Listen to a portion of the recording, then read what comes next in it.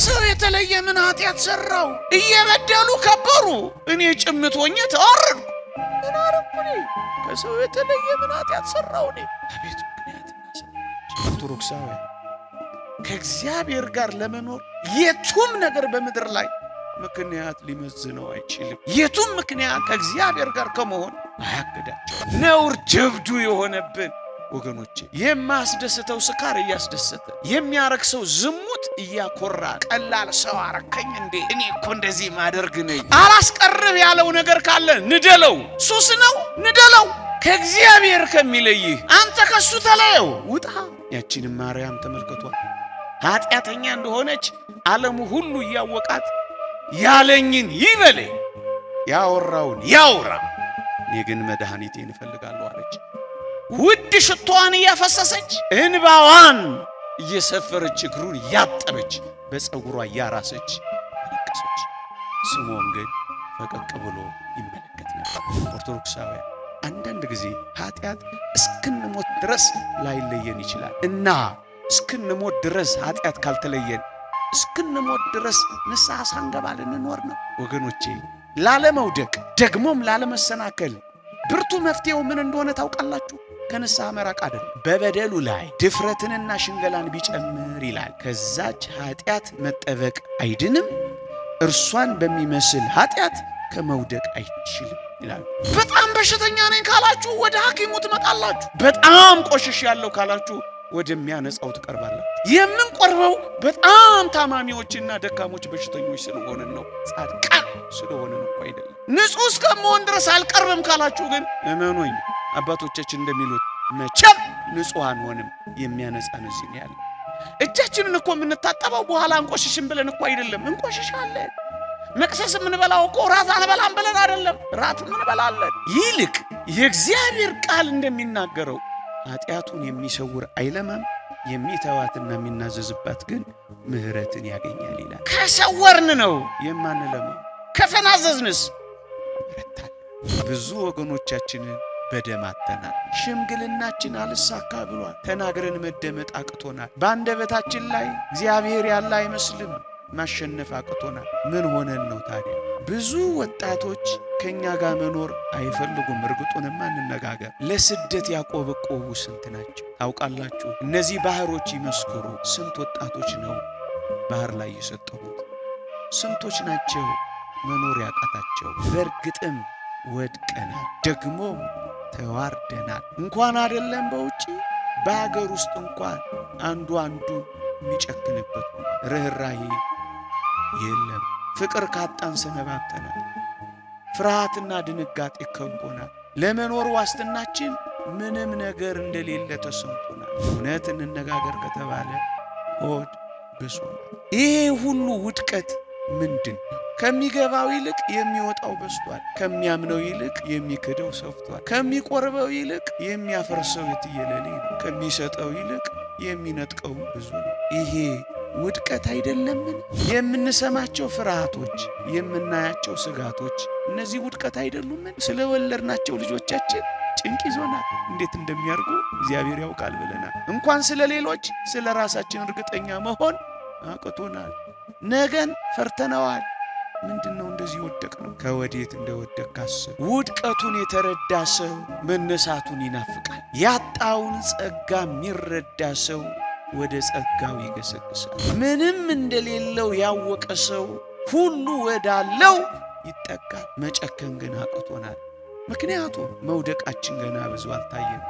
ሁሉም ነገር ኖርማል መስሎናል። የእግዚአብሔር ቃል እንደሚል የወደቅበትን ካልመረመር የምንነሳበትን እንጃለን። እንዳትመራ አመረኝ በጥቂት ነገር የንስሐ እንቅፋቶች ለዚህ ምሽት የምንማርበት የትምህርታችን ርዕስ ነው። ስብከቱም መዝሙሩም ቅዳሴውም መስዋዕቱም ገዳሙም የቱም መንፈሳዊ አገልግሎት ዋናው ማዕከል ከእግዚአብሔር ጋር ታርቆ መኖር ነው። የትኛውም የቤተ ክርስቲያን ተልእኮ እግዚአብሔርን ከሕዝቡ ጋር ሕዝቡን ከእግዚአብሔር ጋር ማዋሃድ ነው። የምእመናን በቅድስና ጸንቶ በሰማያዊ መንግስት መፈጸም ነው። የዚህ ረጅሙ የቅድስና ሕይወት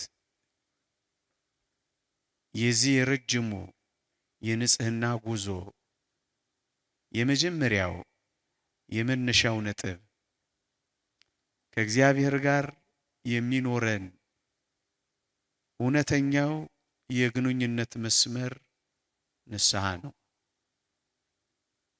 መቀደስ የሚፈልጉ እግዚአብሔርን የሚሹ ከእግዚአብሔር ጋር ታርቀው የሚኖሩ ሰዎች የመጀመሪያው የግንኙነት ነጥባችን ንስሐችን ነው። ግን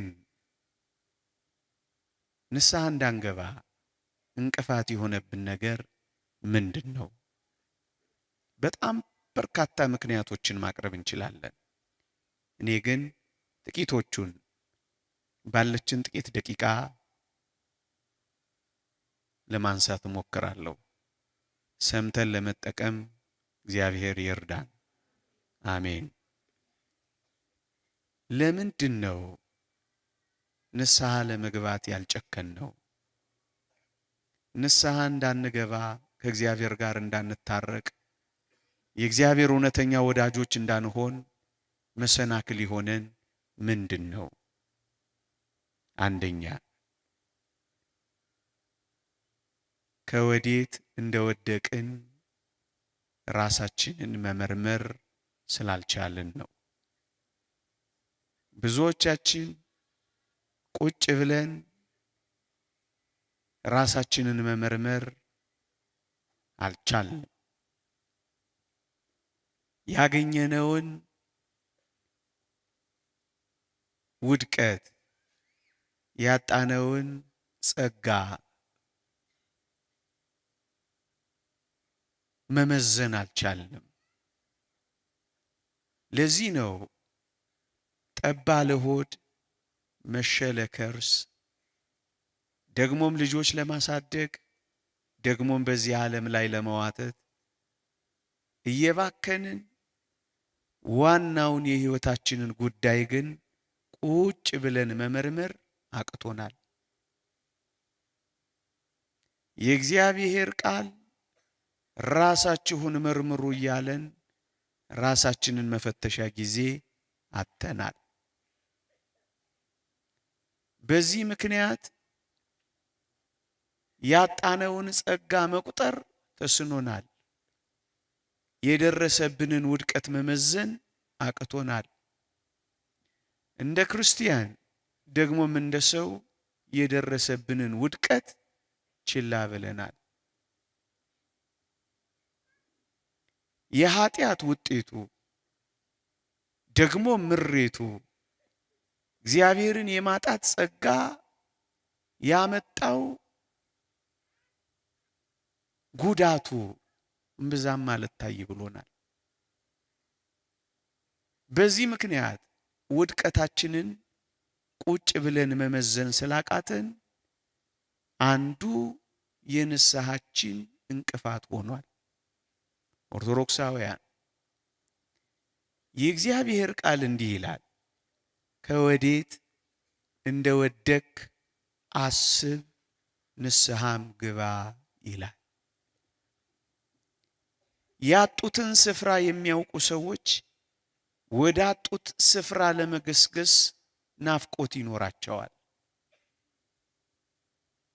ያጡትን ጸጋ የተረዱ ሰዎች ወደ አጡት ጸጋ ለመገስገስ ናፍቆት ያድርባቸዋል። ያጡትን ከደረሰባቸው ጋር የጎደለባቸውን ሊሞላቸው ካለው ጋር መመዘንና ማነጻጸር ካልቻልን ግን ንስሐ ለመግባት አንችልም። ኦርቶዶክሳውያን ከወዴት እንደወደቅን እስኪ እናስብ።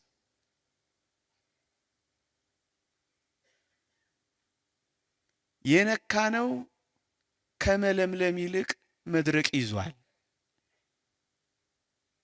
እንደ እግዚአብሔር ልጅነት ግርማ ሞገሳችን ተገፏል። ተናግረን መደመጥ አቅቶናል። ሰርተን ለፍተን ወጥተን ወርደን ፈቀቅ ማለት ቸግሮናል። ደክመናል። አንዳንዶቻችን ገና ጎበዞች ሆነን ግን አርጅተናል። የነካነው አልባረክ ብሏል። ያገኘነው በቀዳዳ ከረጢት እንደሚገባ የት እንደገባ ሳናውቀው ይጠፋል። ምን ሆነን ነው ብለን መመርመር ግን አቅቶናል። ለዚህ ነው ከወዴት እንደወደቅ አስብ የሚለው። እንለምናለን፣ ልመናችን ግን አልተሰማም ብለን እናጉረመርማለን። እጆቻችንን ወደ እግዚአብሔር እንዘረጋለን፣ የምንቀበለው ግን ጥቂት ነን። እናንኳኳለን፣ ግን እንዳልተከፈተልን እናውቃለን። ነገራችን መራራ ሆኖብናል። ፍቅር አለን እንዳንል ጸብ ብቻ በመካከላችን ነግሷል። ደስታ ከራቀን ከረምረም ብሏል። እንድንሰማ እንፈልጋለን፣ ግን መሰማት አቅቶናል። ምን ሆነን ነው ብለን ግን መመርመር አቅቶናል። እንኳን እንደ ግለሰብ እንደ ክርስቲያን እንደ ሀገርም አስፈሪ ሆነናል። ታውቃላችሁ፣ ለእናንተ ምን ይነገራል?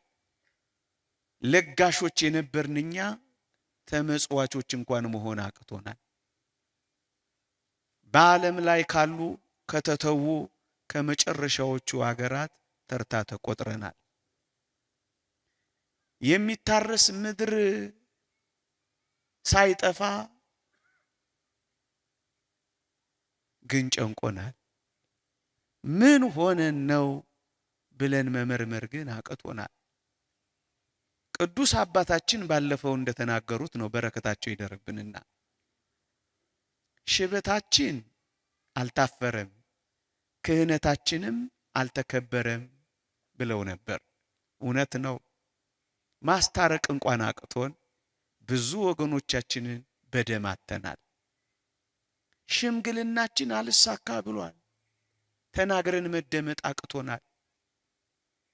በአንደበታችን ላይ እግዚአብሔር ያለ አይመስልም፣ ማሸነፍ አቅቶናል። ምን ሆነን ነው ታዲያ? ብዙ ወጣቶች ከኛ ጋር መኖር አይፈልጉም። እርግጡንማ እንነጋገር። ለስደት ያቆበቆቡ ስንት ናቸው ታውቃላችሁ? እነዚህ ባህሮች ይመስክሩ። ስንት ወጣቶች ነው ባህር ላይ የሰጠሙት? ስንቶች ናቸው መኖር ያቃታቸው? በእርግጥም ወድቀናል፣ ደግሞም ተዋርደናል።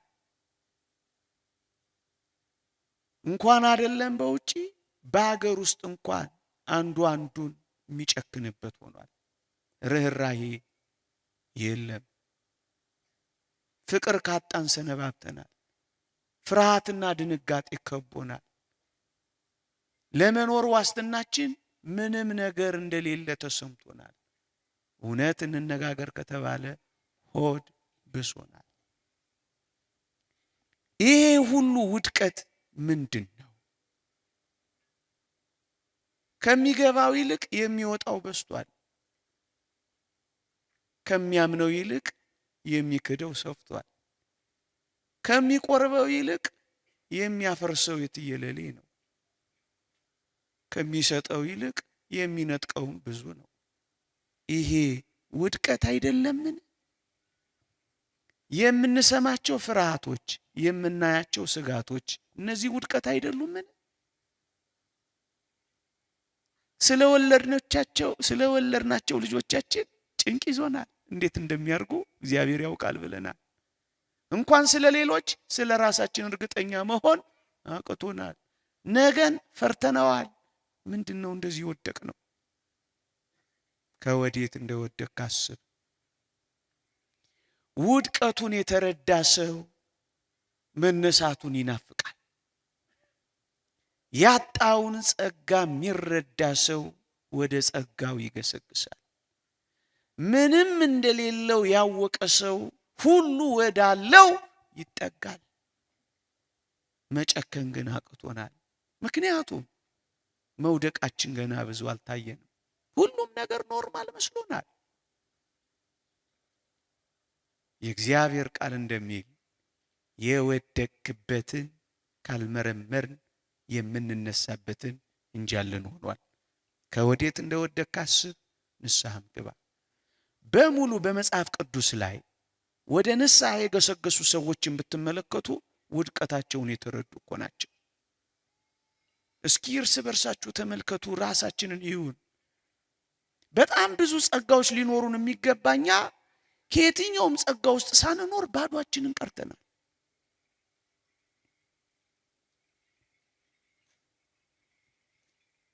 ፈዋሾች ልንሆን የምንገባን ምርጥ ታማሚዎች ሆነናል። እስኪ ጥቂት ሐሳቦችን ላንሳላችሁ። ታስታውሱ ይሆን? ቁጭ ብላችሁ ያን ብላቴና ላስታውሳችሁ። የሉቃስ ወንጌል ምዕራፍ 15 ላይ ያለው ከአባቱ የሚደርሰኝን ሀብት ስጠኝ ብሎ ተካፍሎ ከአባቱ ዓይን ራቀ። ለጊዜው ያገኘውን ጥቅም ይዞ ተንበሻበሸ፣ አሸሼ ገዳሜ አለ። የአባቱን ጸጋ አባከነ። ከዛስ አለቀ። ወገኖቼ የዚህ ዓለም ጉዳይ ያልቃል። ውበት ነው፣ ያረጃል። ደም ግባት ነው፣ ይጠፋል። ጉልበት ነው፣ ይከዳል። ስልጣን ነው፣ ይሻራል። ኃይል ነው፣ በመቃብር ይያዛል። የዚህ ዓለም ጉዳይ ያልቃል። የማያልቅ የእግዚአብሔር ጸጋ፣ የማይሻር የእግዚአብሔር ዙፋን፣ የማይተካ የዘላለም ንጉሥ እግዚአብሔር ብቻ ነው ወገኖቼ። አለቀበት። የተመካንበት ያልቃል። የተደገፍነው ምርኩዝ ይሰበራል። የታመንበት ነገር ይጠፋል፣ ደግሞም ይተናል። በዚህ ዓለም ላይ ምንም የምንታመንበት ነገር የለም። አለቀበት። ከዛስ በጣም ያሳዝናል። እግዚአብሔር ያሳያችሁ። ከሞላ ቤት ወጥቶ ባዶ እስኪሆን ድረስ ተንከራተተ። ምን ይላል መሰላችሁ? ራሱ ብላቴና በአባቴ ቤት እንጀራ የሚተርፋቸው ብዙ ሙያተኞች እኮ አሉ፣ እኔ ግን እዚህ በረሃብ እሰቃያለሁ አይልም መሰላችሁ? በሞቴ የአባቱ ቤት ሙላት የሱ ጉርለት ታየዋ። የአባቱ ቤት ጸጋ የሱ መዋረድ ተገነዘበዋ። ማነጻጸር ጀመረላችሁ። እንኳን ልጅ ባለሙያ ሰራተኛ እንኳን ጠግቦ በሚኖርበት ቤት እኔ እዚህ ይራቆታለሁ። የረሃቡን ጠኔ አየ፣ መጠማቱን ተመለከተ። እንደው አሳሞች ከሚበሉት አሰር ሊበላ ይመኝ ነበር ይላል። የአሳሞችን ምግብ እንኳን ማግኘት አልቻለም ነበር። እንደዚህ እኮ ሆነናል ወገኖቼ። የማያስደስተው ስካር እያስደሰተ፣ የሚያረክሰው ዝሙት እያኮራን፣ ቀላል ሰው አረከኝ እንዴ እኔ እኮ እንደዚህ ማደርግ ነኝ፣ ነውር ጀብዱ የሆነብን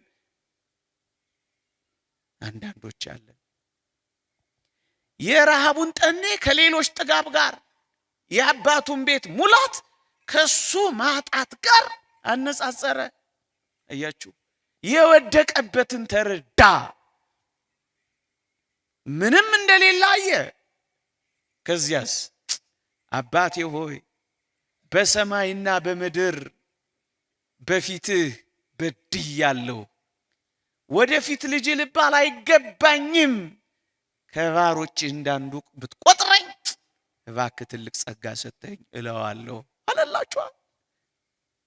መዘን አያችሁ፣ ውድቀቱን ፈተሽ አያችሁ፣ የደረሰበትን ቆጠር አያችሁ። የተወደዳችሁ ኦርቶዶክሳውያን ማታ ማታ ገንዘባችሁን ትቆጥሩት የለ? ማታ ማታ ቦርሳችሁን ትፈትሹት የለ? ወጪ ከቀሪ ሂሳብ ታሰሉ የለ? አንዳንዶቻችሁ በወር የባንክ አካውንታችሁን ሪኮንሲሌሽን ትሰሩ የለ? አንዳንዶቻችሁ ባንክ ስቴትመንት ታስወጡ የለ? አንዳንዶቻችሁ ኪሳችሁን ማታ ማታ ትዳብሱ የለ? ምን ነው ጽድቅ ከኃጢአት ጋር አልመዘን አለ? ምን ነው የጎደለን ከሞላን ጋር አልነጻጸር አለ? ምን ነው ያገኘነውን ካጣነው ጋር መመዘን አልችላል? እሱ ነው እኮ የጎደለን። መዘነ። ሲመዝን ምን አየ? ጉድለቱን ተረዳ። ጉድለታቸውን የሚያውቁ ሰዎች ወደሚሞላቸው ይሄዳሉ። ወደ አባቴ ቤት ይሄዳለሁ ኋላ ጨከነ። ከዚያስ የተናገረውን አደረገ። ምን ሆኖ? በረሃብ ጠኔ ቢያልቅም በጥም ቢቃጠልም ያ የአባቱ ቤት የክብር ልብስ ቢቦጫጨቅም አቅም አጥቶ እያነከሰ ቢሆንም እንኳን ወደ አባቱ ቤት ገሰገሰ። የተወደዳችሁ ኦርቶዶክሳውያን ከዚህ ቤት ውጪ የሚያነሳ ሌላ ቤት በዓለማችን ላይ የለም። አውግስጢኖስ ሊቁ እንዳለው ነፍሳችን ካንተ በቀር በሌላ በማንም አታርፍም እንዳለው በዓለም ላይ ነፍሳችንን የሚያሳርፍ ምንም ነገር የለም። ከኖህ እጆች በቀር ለዚያች የኖህ እርግብ ማረፊያ እንደሌላት ከጌታችን እጆች በቀር ለክርስቲያን ነፍስ ምን ማረፊያ አላት? አያችሁ፣ ገስግሶ መጣላችሁ። እያነከስንም ቢሆን እንምጣ፣ ተዝረክርከንም ቢሆን እንምጣ፣ ጎርለንም ቢሆን እንምጣ፣ አተንም ቢሆን እንምጣ፣ ነተንም ቢሆን እንምጣ፣ ጎብጠንም ቢሆን እንምጣ፣ ገርጥተንም ቢሆን እንምጣ። ሌላ ምን አለን ወገኖቼ? የሚያነጻን እዚህ ነው ያለው። መጽሐፈ መነኮሳት እንደተናገረው በቤት ውስጥ ድል ያልነሳኸውን ሰይጣን ከቤቱ ውጪ እንዴት ድል ትነሳዋለህ ይላል። ድል መንሻችን እዚህ ነው ያለው። ማሸነፊያችን እዚህ ነው ያለው። ብርታታችን እዚህ ነው ያለው። አዎ፣ ሌላ ምን ቦታ አለ? ወደ አባቱ እቅፍ ተንደረደራ። የተወደደ ጉዞ አደረጋ። መጣ። ወገኖቼ እጅግ የሚደንቀው ግን የልጁ መምጣት ብቻ መሰላችሁ? የአባቱ መውጣት አይደንቅም? ከልጁ መምጣት በላይ የአባቱ ወጥቶ መንደርደር ይበልጣል። እንደ ጠፋ ይቅር እንደ ወጣ ይቅበዝበዝ አላለውም። ለካ በር በሩን ያይ ነበር ወገኖቼ። እስክንመለስ ድረስ የእግዚአብሔር እጆች ተዘርግተዋል። አይኑን እያንከራተተ እኛን ይፈልጋል። ታስታውሳላችሁ?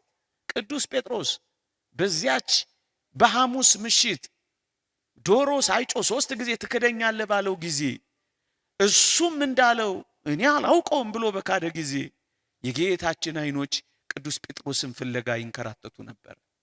እነዛ አይኖች እኮ ናቸው ቅዱስ ጴጥሮስን ልቡን የሰበሩት። ግልምጫ አይደለም፣ የግርምቢጥ አይደለም የተመለከቱ። የርህራሄ አይኖች እኛን ይፈልጋሉ። አይኖቹ ሁሉ ጊዜ እኛን ይፈልጋሉ። እናት የልጇን መግባት በሯን ገረበብ አድርጋ ደግሞም ተቆራምዳ ራት ሳትበላ ግንባሯን በሚያንቀላፋው እና በሚያፍገመግመው የእንቅልፍ መዓቷ ድፍት ብድግ እያደረገች ልጇን እንደምትጠብቅ እግዚአብሔር እኛን ይጠብቀናል። አረ ይጠብቀናል ነው ያልኳችሁ። እንጃላችሁ እንግዲህ መቼ ይገባሉ? ገቡ፣ ቀሩ፣ ደረሱ፣ በሰይጣን ተበሉ? ዳኑ ተረፉ ወይስ ቀሩ እያለ እኮ ነው የሚንከራተተው። ጨከኑ ልባቸው ቆረጠ ወይስ በዓለም ተያዙ እያለ እኮ ነው የሚንከራተተው። አይኖቹ እንኳን እግዚአብሔር በቅዱሳት መጻሕፍት የተጻፈውን ኃይለ ቃላት አላያችሁ? ዳግመኛ ክርስቶስ በእናንተ ውስጥ እስኪሳል ድረስ ምጥ ይዞኛል ይላል ቅዱስ ጳውሎስ። እንኳን አምላካችን እግዚአብሔር ቅዱሳን እንኳን በምጥ በጭንቅ ተይዘዋል፣ ያውም በዚህ መጨረሻ ዘመን። ልለው የፈለኩት ምንድነው? ውድቀቱን ተረዳ። ከዚያስ ወደ አባቱ ቤት ጨከነና መጣ። ምዕመናን ቁጭ ብለን ምርመራ ማድረግ አለብን። ራሳችንን መፈተሽ አለብን። የወደቅነውን ውድቀት፣ የደረሰብንን ውርደት ማየት መቻል አለብን። በማንም ሳናሳብብ በራሳችን መፍረድ አለብን። ከዚያ በኋላ አዳምንም ተመልከቱት። ራቁቴን ስለሆንኩ ፈራው ካለ በኋላ እኮ ነው ወደ ንስሐ የቀረበው። ያንንም የቅዱስ ዮሐንስ ራእይ የቤተ ክርስቲያን አለቃ ተመልከቱት። ጎስቋላም፣ ምስኪን፣ ደሃም፣ እውርም የተራቆትክም መሆንን ስለማታውቅ እኮ ነው የሚለው። ጎስቁልናው የገባው ምስኪንነቱ የተረዳው ከእግዚአብሔር ጸጋ እንደተለየ የሚያውቅ ሰው ወደ እግዚአብሔር መሄዱ አይቀርም። ምን እናርግ? ቁጭ ብለን ራሳችንን እንመርምረው። የደረሰብንን ውድቀት እንረዳው። ያጣነውን ጸጋ እንመርምረው። አንደኛ። ሁለተኛ ምንድነው እንቅፋት የሆነን ካላችሁኝ፣ ሁለተኛው ምክንያተኞች መሆናችን ነው። በጣም ምክንያተኞች ነን፣ ሰበበኞች ነን። ለምን ንስሐ አትገቡም? ልጄስ?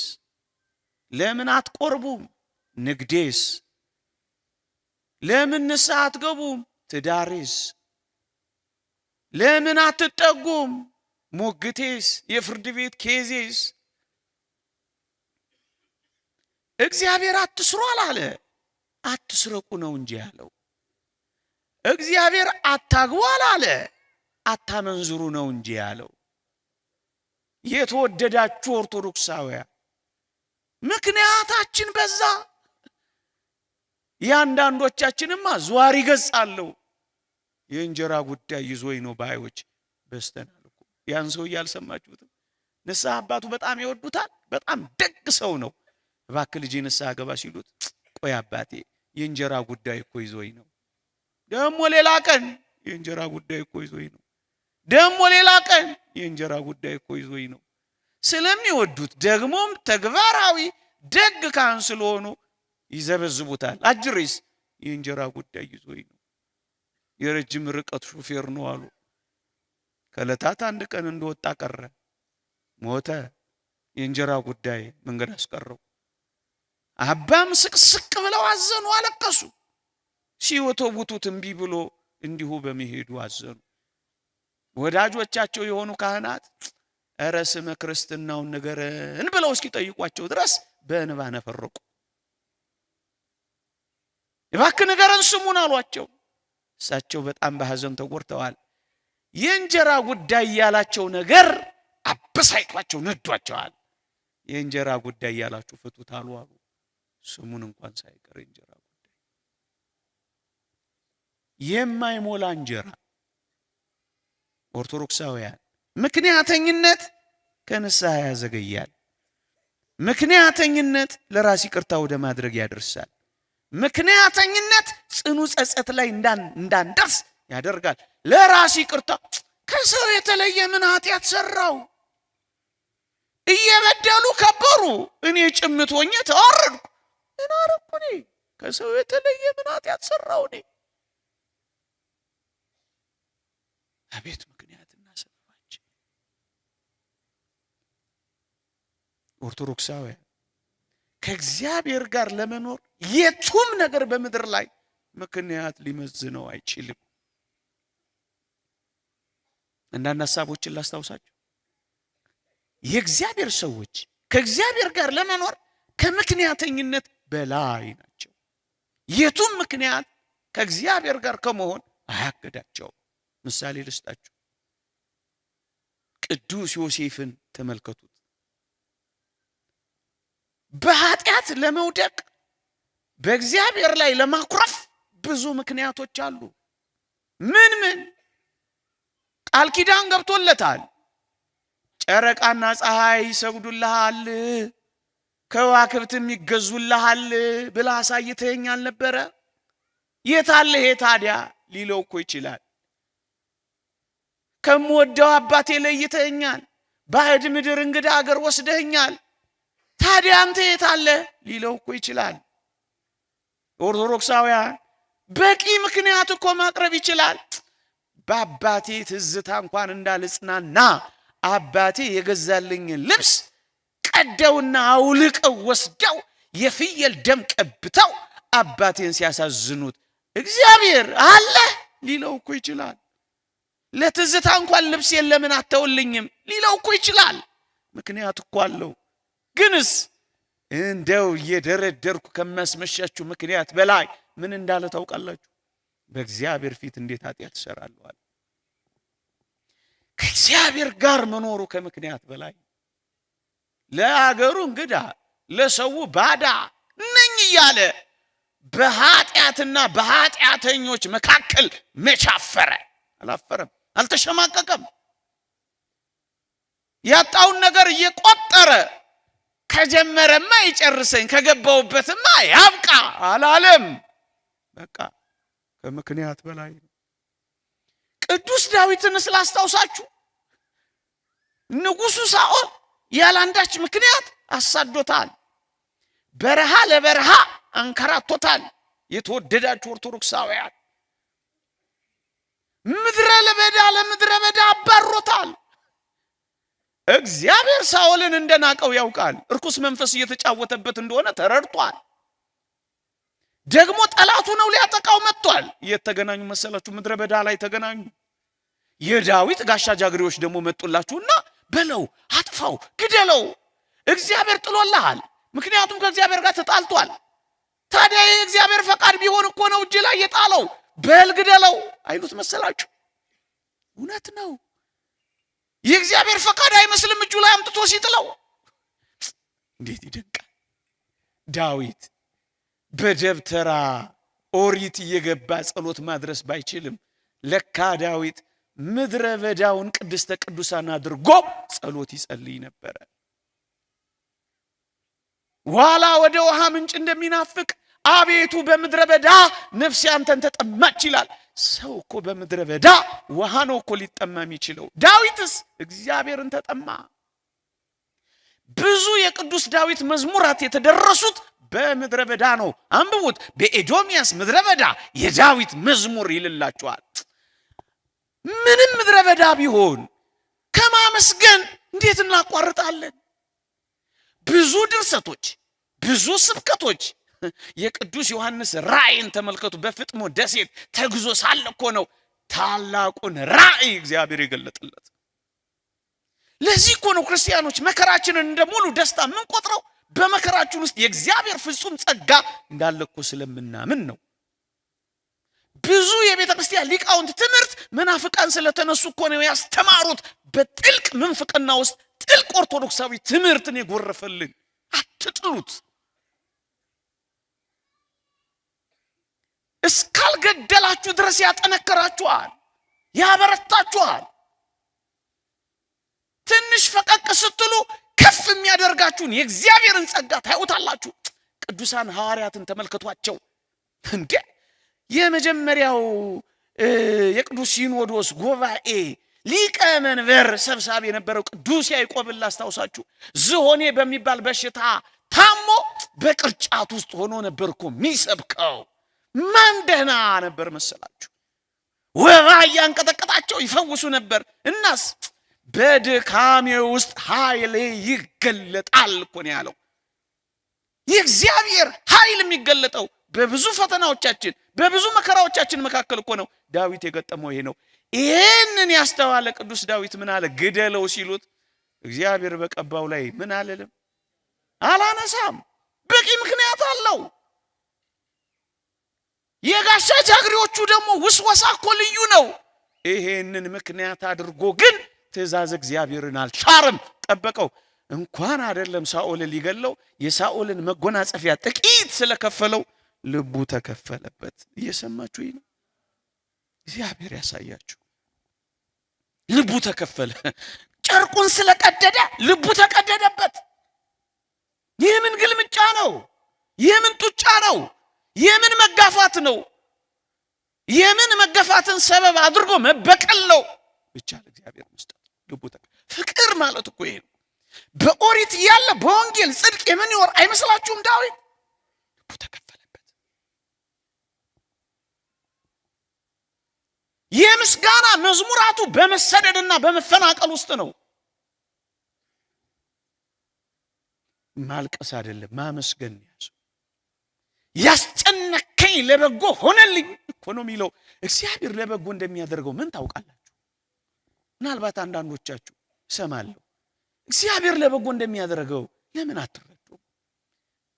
እግዚአብሔርን ለሚወዱት እንደ ሐሳቡም ለሚኖሩት ነገር ሁሉ ለበጎ እንዲደረግ እናውቃለን።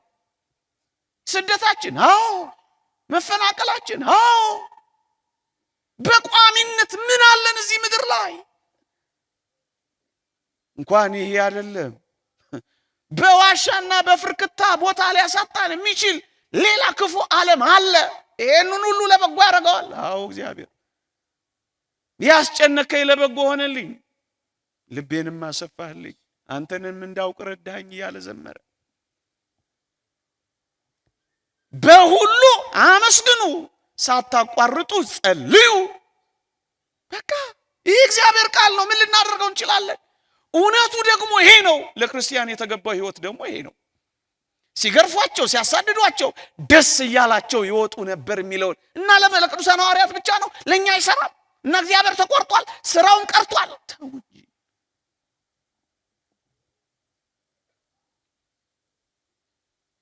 ዳዊት ብዙ ምክንያት አለው። የእግዚአብሔርን ትእዛዝ የሚጥስበት ግን አንድም ነጥብ የለው። በልባችን የተተከለው የሕያው የእግዚአብሔርን ቃል በየዋህነት ከተቀበል ምክንያት ማቅረብ ይቆማል። በመስቀል ላይ የተሰቀለው ያፊያታዊ ዘየማን በጣም ብዙ ምክንያቶች አሉት እኮ። እግዚአብሔር ያሳያችሁ።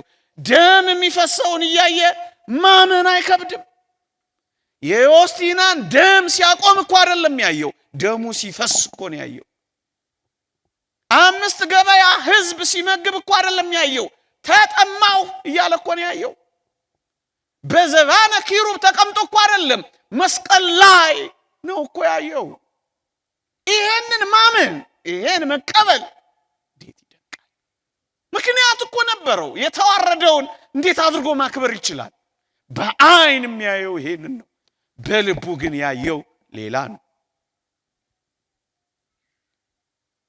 ለዚህ እኮ ነው ያኛው ጓደኛውን የተወው። ጓደኛው አንተም ውረድ እኛንም አውርድ ይላል። ይሄኛውስ በምትወጣበት አውጣኝ ይላል። አይደንቅ?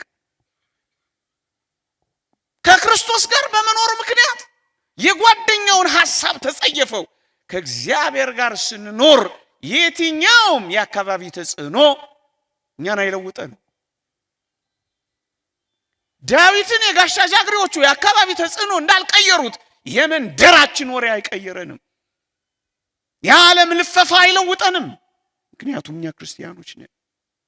ምክንያቱም ከክርስቶስ ጋር ነው የምንኖረው። እያችሁ ተወው። ምክንያት ያሳጣ። እየሞተ አዎ እየሞተ፣ ተቸንክሮ አዎ ተቸንክሮ፣ ሰው ሁሉ የሚጠላውን መውደድ እንዴት ይቻላል? ምክንያት የለውም። በማርቆስ ወንጌል ምዕራፍ 2 ቁጥር 1 ላይ ያሉትን ሳታስታውሱ ጌታችን ብዙ ተአምራትን እና መንክራትን እየሰራ ቤቱ ተጨናንቋል። ጌታችን ያለበት በቃሬዛ የታመመ ሰው ይዘው መጡ። ደጁ በሙሉ ተሞልቷል፣ ውስጡ ተጨናንቋል። እንዴት አድርገው የታመመውን ያስገቡት? ሰው ሞልቷል። ሰው ሞልቷል ብቻ ብለው መቼ ሄዱ? ምን አረጉ? ጣራውን ነደሉታ። አላስቀርብ ያለው ነገር ካለ ንደለው። ሱስ ነው ንደለው። ከእግዚአብሔር ከሚለይህ አንተ ከሱ ተለየው ውጣ። ጣራውን ነደሉና በቃሬዛ በሽተኛውን የጌታችን እግሮች ጋር አስቀመጡት። ያቺንም ማርያም ተመልከቷት፣ ኃጢአተኛ እንደሆነች ዓለሙ ሁሉ እያወቃት ያለኝን ይበለኝ ያወራውን ያውራ፣ እኔ ግን መድኃኒቴን እፈልጋለሁ አለች። ውድ ሽቷን እያፈሰሰች እንባዋን እየሰፈረች እግሩን ያጠበች በፀጉሯ እያራሰች አለቀሰች። ስምዖን ግን ፈቀቅ ብሎ ይመለከት ነበር። የልቡ ደንዳናለት፣ የራሱ ኩራት፣ ምንም ኃጢአት እንደሌለበት ራሱን ጻድቅ አድርጎ የሚቀመጥ ኩፈስ የሚል ምንም እንደሌለበት ራሱን እሷስ በእንባ እግሩን አበሰች። ምን ምክንያታ ይያታ ይማታ ኃጢአተኛ ትባላ። ከዚህ በላይ ከምክንያተኝነት በላይ ዘኬዎስ ጌታችንን እንዳያየው ቁመቱ እኮ በቂው ምክንያት ነበር። ምን ላደርግ እችላለሁ? ቁመት የለኝም፣ ህዝብ ያጋፈዋል፣ በቃ ምን ያደርግልኛል አላለም። ውጣ ወደ ሾላዋ ወደ ቤተ ክርስቲያን ወደ ጸጋዋ ከፍ ካለ ያየዋል። ዛሬ ለቤትህ ማዳን ሆኗል አለው። ምንም ምክንያት የለም። ምንም እግዚአብሔር ያሳያችሁ። በልጅ ምክንያት ይደረጋል። እግዚአብሔር የሰጡን አይደለምን? እግዚአብሔር የሰጠን አይደለምን? ትዳርስ የእግዚአብሔር ጸጋ አይደለምን?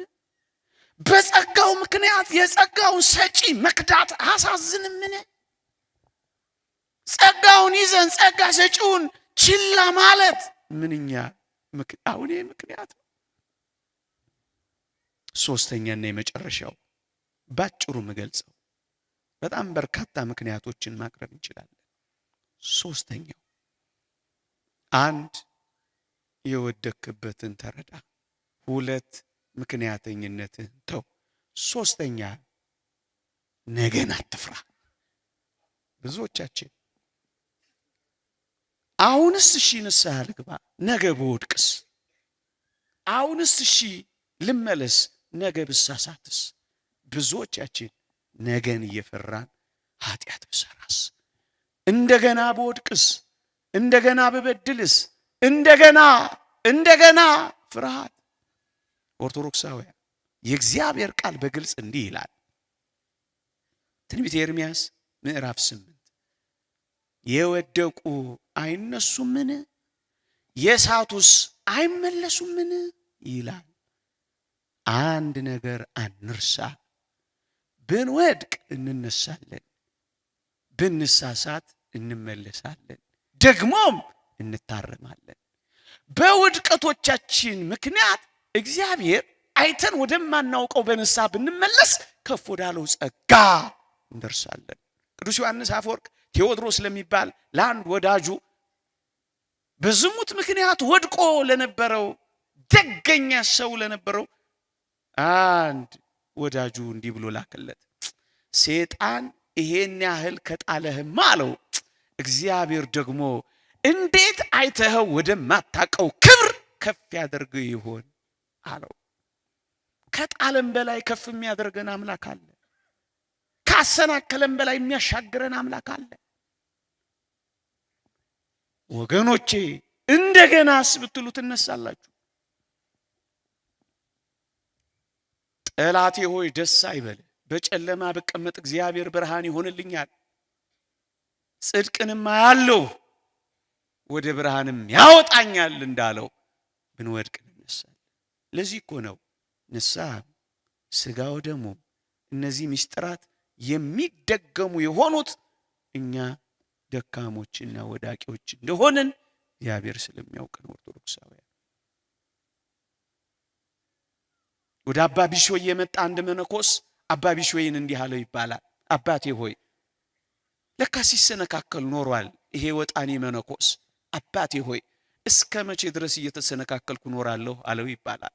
አባ ቢሾይ መለሰለት እስክትሞት ድረስ አለው ይላል።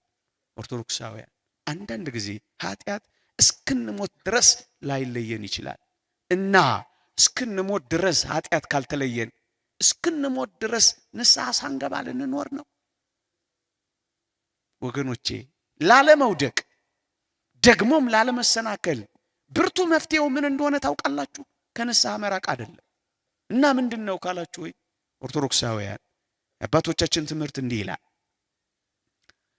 በበደሉ ላይ ድፍረትንና ሽንገላን ቢጨምር ይላል። ሽንገላን ቢጨምር ማለት በድሎ አልበደልኩም ቢል ማለታቸው ነው። ከዛች ኃጢአት መጠበቅ አይድንም፣ እርሷን በሚመስል ኃጢአት ከመውደቅ አይችልም ይላሉ። እደግመዋለሁ። በበደሉ ላይ አንድ ሰው በበደሉ ላይ ድፍረትንና ሽንገላን ቢጨምር ኃጢአት ሰርቶ አልሰራሁም ብሎ ራሱን ቢያጸድቅ ምን ይላሉ? ከዛች ኃጢአት መጠበቅ አይችልም፣ ከኃጢአት መጠበቅ አይችልም። ምክንያቱስ በበደሉ ላይ ንስሐ ሳይገባ ጭራሽ አልበደልኩም ባይሆኗላ። ከኃጢአት መጠበቅ አይችልም፣ ከሚመጣው ኃጢአትም አይድንም። ላለመድገም ከፈለጋችሁ ንስሐ እንግባ። ምክንያቱም ንስሐ ስንገባ ረድኤተ እግዚአብሔር ይቀርበናል። የንስሐ አባታችን ይጸልይልናል። ቀኖናው ኃይለ እግዚአብሔርን ያቀርብልናል። መንፈስ ቅዱስም ይረዳናል። እንደገና እንቆማለን፣ እንደገና እንበረታለን፣ እንደገና እንነሳለን። ወገኖቼ አንዳንዶቻችን ንጹህ ሆነን መቅረብ እንፈልጋለን። ወገኖቼ ይህ የተዘጋጀው መስዋዕት፣ ይህ የተሰራው ሥርዓት ለንጹሃን እንዳይመስላችሁ ኃጢአተኞች ለሆን ነው፣ ለኛ ነው። በጣም በሽተኛ ነኝ ካላችሁ ወደ ሐኪሙ ትመጣላችሁ። በጣም ቆሽሽ ያለው ካላችሁ ወደሚያነጻው ትቀርባላችሁ። የምንቆርበው በጣም ታማሚዎችና ደካሞች በሽተኞች ስለሆንን ነው፣ ጻድቃን ስለሆንን እኮ አይደለም። ንጹህ እስከመሆን ድረስ አልቀርብም ካላችሁ ግን እመኑኝ አባቶቻችን እንደሚሉት መቼም ንጹህ አንሆንም። የሚያነጻን እዚህ ነው ያለው። እጃችንን እኮ የምንታጠበው በኋላ እንቆሽሽም ብለን እኮ አይደለም፣ እንቆሽሻለን። መቅሰስ የምንበላው እኮ ራት አንበላም ብለን አይደለም፣ ራት እንበላለን። ወገኖቼ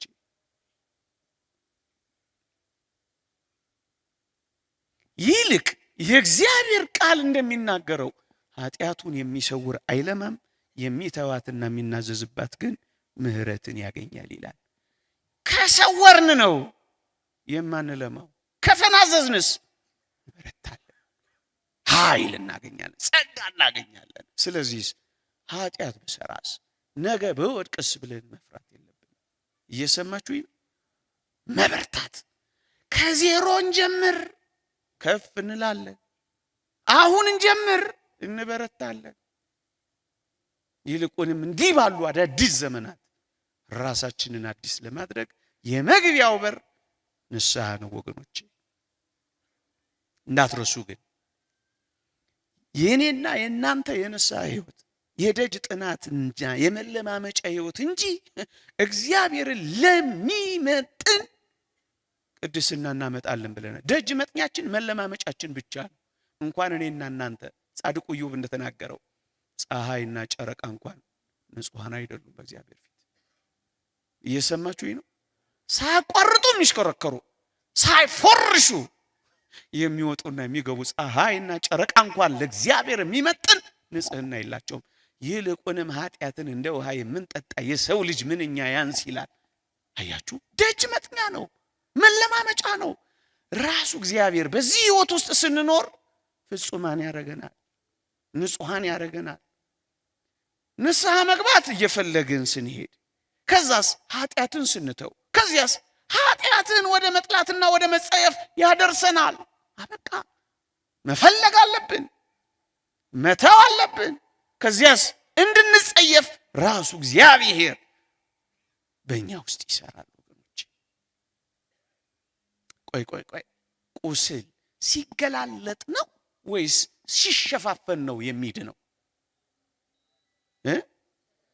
ነውም አይደል? ከተሸፈነስ ያመረቅዛል፣ ከዚያስ ይቆስላል። ጋንግሪን ካንሰር ይሆናል፣ ይቆስላል ይላሉ እንዴ? የምንጠየም የምማረግ ነው እሱ። ይቆረጣል። ምን ማለት መሰላችሁ? የስነ ምግባር ጉድለት ቶሎ ካልታረመ የሃይማኖት ክህደት ያመጣል፣ ይቆረጣል። ስለዚህ ግለጡት። ለዚህ እኮ ነው አባ መቃርዮስ ያንን ምስኪን መነኮስ በኃጢአት የወደቀው አንተ ኃጢአትን ብትገልጠው እግዚአብሔር ይሰውርልሃል፣ አንተ ብትሰውረው ግን እግዚአብሔር ይገልጥብሃል ያለው እኮ ለዚህ። ስለዚህ እናጠቃለው ብዙ ጊዜ ይህን ትምህርት ካስተማርኩ በኋላ ጠይቃለሁ። እናንተንም በጠይቃችሁ ቅር ይላችኋል? ያለ ኩራት ደግሞም ያለ በዛ ትህትና እጃችሁ እንድታወጡልኝ መጠይቀው ምን መሰላችሁ? ለተወደደ መድኃኒታችን ኢየሱስ ክርስቶስ በዚህ አዲስ ዓመት ስጦታ ስጡ ብላችሁ ለክርስቶስ ስጦታ መስጠት የምትፈልጉ ሰዎች እስኪ እጃችሁን አውጡልኝ። ትታያላችሁ እንዴ? ወንዶች በሙሉ አውጥተዋል ሁሉም። አይዟችሁ ገንዘብ አንለምናችሁም እኮ እጃችሁን አውጡ ሲባል እንደዚህ አስባችሁ እንዳይሆን። እግዚአብሔር ይስጥልኝ፣ አውርዱ። በጣም በጣም እግዚአብሔር ይስጥልኝ፣ ትሑታን ናችሁ በእውነት። አንድ ታሪክ ልነግራችሁ ፈልጌ ነው። ጄሮም የተባለ የቤተ ክርስቲያናችን ሊቅ ለብዙ ዘመን ሲተረጉም የነበረውን የትንቢተ ኢሳይያስ መጽሐፍ በጌታችን የልደት በዓል ለክርስቶስ ስጦታ ሊሰጥ አንድ ዋሻ ውስጥ ገባላችሁ። እውነተኛ ታሪክ ነው የምነግራችሁ። ልክ የልደት በዓል ላይ የተወደደ መድኃኒታችን ኢየሱስ ክርስቶስ ለአባ ጄሮም ተገለጠለት። ከዛ ምን አለው መሰላችሁ? ልጄ ጄሮም ምን ሆነ ነው እዚህ ዋሻ ውስጥ የገባኸው አለው። ጌታዬ ሆይ ዓይኔን ያፈዘዝኩበትን ጉልበቴን ያደነዘዝኩበትን ይህንን ስጦታዬን ለልደት በዓልህ ልሰጥህ አዘጋጅቼልህ ነው። የኢሳይያስን ትርጓሜ ስጦታ አድርጌ ልሰጥህ ነው አለው። ልጄ ጄሮም ጥሩ ነው ያደረከው፣ ግን እኔ ይሄን ስጦታህን አልቀበልህም አለው። ደነገጠ አባ ጄሮም። ጉልበቴን አፍዝዤ ዓይኔን አደንዝዤ እንዴት ነው ማትቀበለኝ አለው። ልጄ ጄሮም ሌላ ስጦታ ፈልግ እንድቀበልህ አለው። እንግዲያውስ አፌ ኮቸችላ እስኪመስል የጾምኩበትን በረሃ ወርጄ የተጋደልኩበትን አንተን ለመመስከር መናፍቃንን አፍ ባስያዝኩበት ዋሻ በገባሁበት በትህርምት በቆየሁበት በዚህ ተጋድሎዬ እሱን ውሰደው፣ ይህን ስጦታ አድርጌ ልስጥህ አለው። ልጄ ጄሮም ጥሩ ነው፣ ግን ይህንንም ስጦታ አድርጌ አልቀበልህም አለው። እንግዲያውስ ምን አለኝ? የሰራሁት አንድ ስራ ይሄ ነው፣ የምኖረው ህይወት አንድ ይሄ ነው። ከሱ በቀር ጌታዬ ሆይ ምንም የለኝም እሰጥህ አለው። ልጄ ሆይ ለዚህ ለበዓሌ ታስደስተኝ ዘንድ ትፈልጋለህ? አዎ። እንግዲያውስ ኃጢአትህን ስጠኝ አለው። ምንህን ስጠኝ? እናንተ የተወደዳችሁ ኦርቶዶክሳውያን እስኪ ድጋሚ ልጠይቃችሁ፣ ለክርስቶስ ውድ ስጦታ መስጠት ትፈልጋላችሁ? እስኪ እጃችሁን አውጡልኝ። እንግዲያውስ በዚህች በቀረችን ጥቂት ቀን ለተወደደው መድኃኒታችን ስጦታ መስጠት ከፈለጋችሁ ኃጢአታችሁን በንስሐ አባታችሁ አማካኝነት ለክርስቶስ ስጡት። ይቆየን።